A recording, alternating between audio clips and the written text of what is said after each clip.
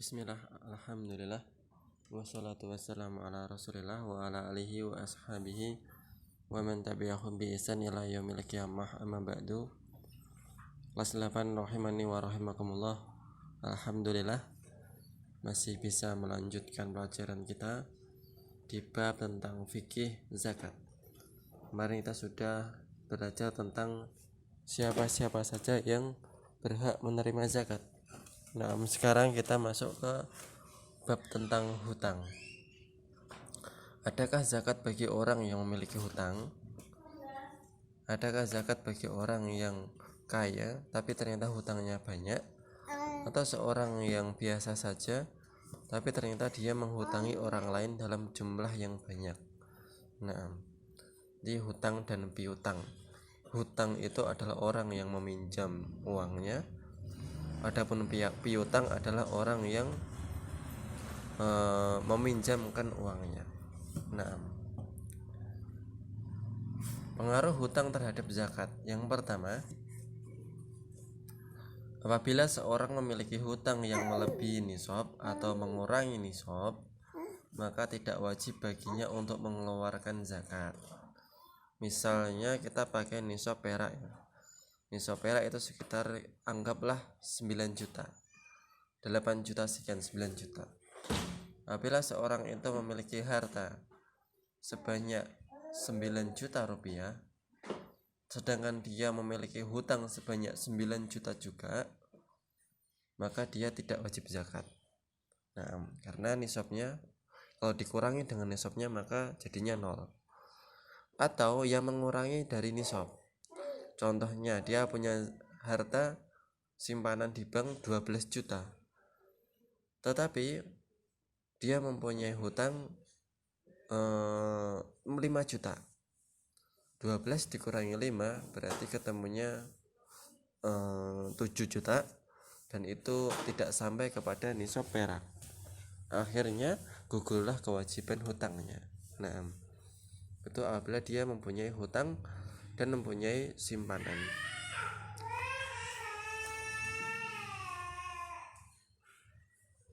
Namun apabila hutang tersebut tidak mengurangi nisabnya, maka dia wajib mengeluarkan zakat setiap tahunnya. Sebagaimana contohnya apabila seorang itu mempunyai harta 15 juta di tabungannya, dan kemudian dia mempunyai hutang, yaitu hutangnya sejumlah 5 juta, berarti kan cuma 10 juta jadinya. 15 kurangi 5 jadinya 10. Maka dia tetap membayar zakat karena dia telah melampaui nisab perak yaitu 9 juta. Nah, bagaimana cara menghitungnya? Ya berarti hartanya dikurangi dengan harta yang mempunyai hutang, dikurangi hutangnya dikali 2,5%. Berarti 15 juta dikurangi 5 juta, 10 juta kan, dikali 2,5% ketemunya 250.000. Nah, yang selanjutnya, apabila hutang itu mengurangi harta dari nisab, maka harta itu dikurangi sebanyak hutang yang dimiliki. Nah, ini tadi sudah saya contohkan. Kemudian yang kedua, yaitu hukum zakat piutang. Itu zakat yang dikeluarkan oleh orang yang meminjamkan uangnya. Nah, seorang yang meminjamkan uangnya pada hakikatnya itu tetap uangnya dia.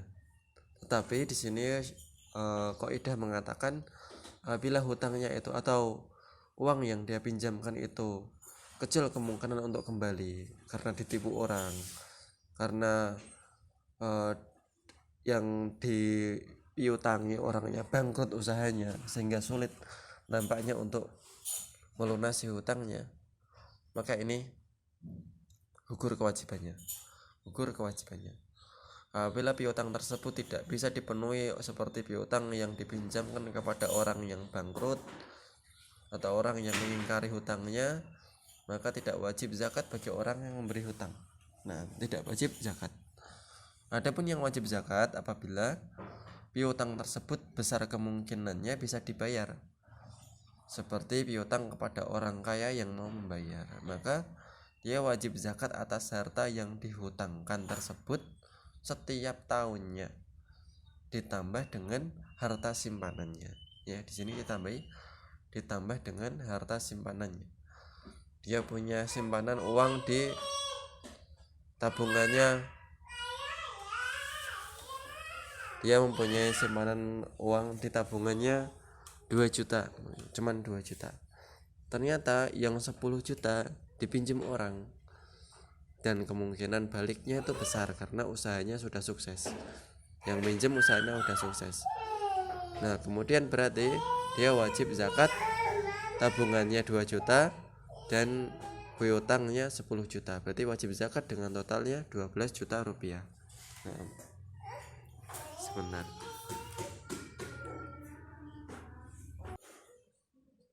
Nah, kita lanjutkan. Apabila piutang tersebut besar kemungkinan bisa dibayar, maka dia wajib menzakati piutangnya setiap tahunnya. Nah, karena sebenarnya hakikatnya dia juga itu tetap hartanya dia. Nah, berarti tadi bila dia punya tabungan 2 juta, terus kemudian mempunyai piutang 10 juta, berarti total hartanya sudah melebihi nisab perak, dan dia dikeluarkan 2,5% dari total hartanya itu. Nah, insyaallah jelas ya pengarahan. 1. Wajib bagi setiap muslim untuk menjauhkan diri dari meminjam dan berhutang. Ya, jangan sampai berhutang itu menjadi kebiasaan. Nah, kecuali ketika ada kebutuhan yang mendesak lah, itu bolehlah hutang. Nah,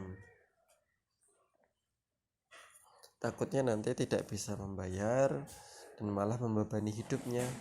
Bila dia mati maka arwahnya tergantung, ruhnya tergantung, karena masih mempunyai hutang terhadap orang lain yang belum lunas.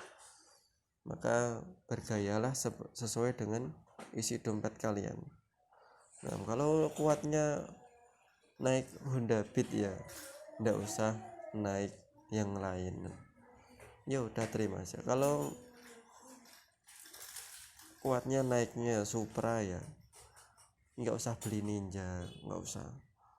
Nah, jadi ya sesuai dengan kantong kita aja.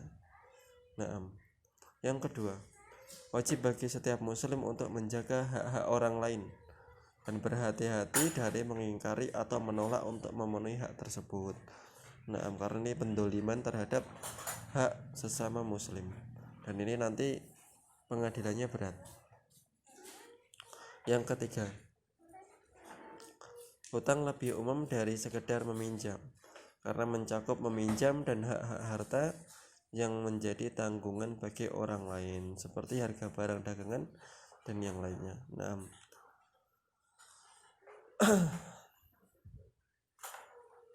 membayar zakat, waktunya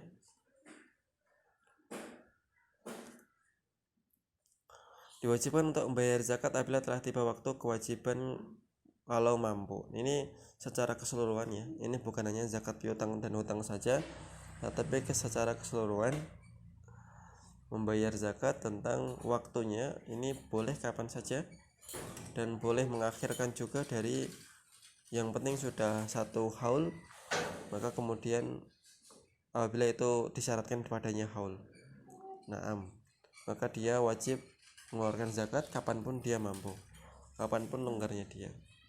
Hukum mengawalkan pembayaran zakat, dibolehkan untuk mengawalkan pembayaran zakat untuk 2 tahun atau kurang apabila nisabnya telah sempurna dan pada saat diawalkan pembayaran tersebut. Nah, boleh untuk mengawalkan pembayaran zakat. Yang tempat bayar zakat,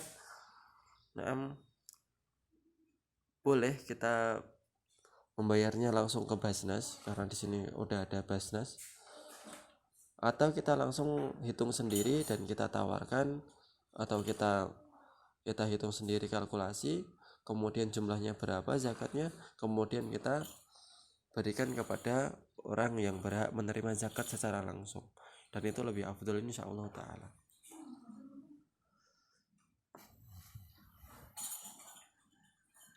harta yang boleh dikeluarkan untuk zakat dan yang tidak boleh untuk membayar zakat. Nah, ini biasanya pada zakat hewan ataupun zakat tumbuh-tumbuhan.